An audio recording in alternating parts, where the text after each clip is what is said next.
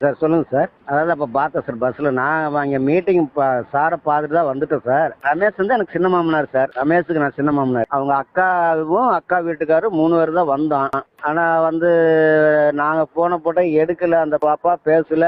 அப்புறம் அவங்க அக்கா வீட்டுக்காரர் போட்டு பேசினாரு, அப்பயும் எடுக்கல. அப்புறம் நீங்க போறதுன்னா போங்கன்னு சொல்றாங்க மாதிரி சொல்றாரு அவரு.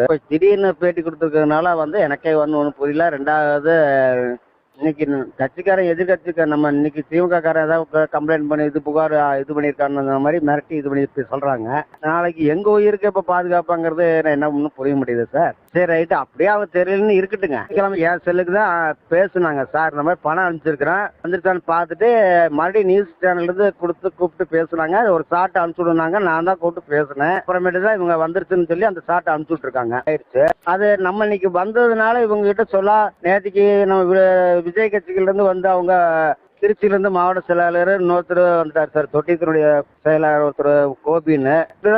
விடிய காலையில 5 மணிக்கெல்லாம் வந்துடலாம் சார். ஒரு 4:30 5 குழந்தைக்காக நீங்களாவது வாங்க அப்படின்னு அவங்க வந்து நம்மளே இன்னைக்கு ரொம்ப நேரமா இருந்து மத்தியானம் 3-4 மணி நேரம் மேல இருந்து பிரஸ் அவங்க வாங்க இல்ல பேசிக்கலாம் அப்படின்னு அவங்க சொன்னதுனால சரின்ட்டு நாங்க வந்துட்டோம் சார். ரெண்டாவது அந்த பாப்பா இப்ப இப்படி கொடுத்துருக்கிறதுனால என்ன பண்றதுன்னு ஒன்றும் புரியல. 10 கிலோமீட்டர் சார். நம்ம நெரூர் சதாசம் கோயிலுக்கு போகலாம். எனக்கு கரூர்ல இருந்து ஒரு 10 கிலோமீட்டர் ஊரு சார். இன்னும் ஒண்ணு சார் கோயம்பள்ளிங்க சார் இருந்தா அவங்க எல்லாம் அழுதுட்டு இருந்ததுனால அந்த போன் நம்பர் பூரா என் நம்பர்ல தான் கொடுத்தேன் சார். எல்லாருமே எனக்கு தான் போன் பண்ணி விடுதலை சிறுத்தை கட்சிக்காரங்க கூட கூப்பிட்டு பணம் கொடுக்குறேன்னு சொல்லி வர சொல்லி என்கிட்ட கூட பேசுனாங்க.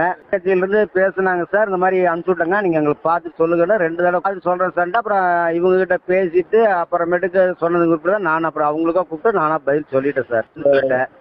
வீட்டுக்காரரு அக்கா இறந்து போனவரோட அக்காவும் குழந்தை தானுங்களா விடுதலை சார். நம்ம கட்சியில இருந்து விஜய் கட்சியில இருந்து கூப்பிட்டாங்கன்ட்டு நாளைக்கு குழந்தைக்கு எதிர்காலத்தை பாருங்க அப்படின்னு சொல்லி இது பண்ணியிருக்காங்க.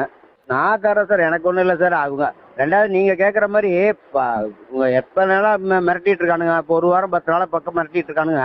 அப்ப நீங்க வந்து எங்ககிட்ட கூப்பிட்டு சொல்லணும். நாங்க நடி பணத்தை கூட ரிட்டர்ன் அனுப்பிச்சிடறோம் சொல்லலாம்ல சார். இப்ப நீங்க கேட்கற மாதிரி அவங்க சொல்லலாம் இல்லைங்க. நமக்கு எனக்கு இதுல என்ன சார் 10 பைசா பிரயோஜனம் கிடையாது சார். 200 இருந்தாலும் என் கை காசு தான் அன்னியில இருந்து இன்னைக்கு ஆகிட்டு இருக்கலையே. நான் அவங்க கிட்ட நம்ம 10 பைசா இன்னைக்கு வரைக்கும் கேட்கல சார். நான் எம்கா கட்சிக்காரன் தான் சொல்றாங்க. தெரியுது சார். நம்ம அந்த ஏரியா இருந்து எங்க ஏரியா வந்தா நமக்கு தெரியும். 10 கிலோமீட்டர்னால அந்த இங்க நாளைக்கு போனாதான் அது என்னங்கிறது தெரியும். சரி சார்.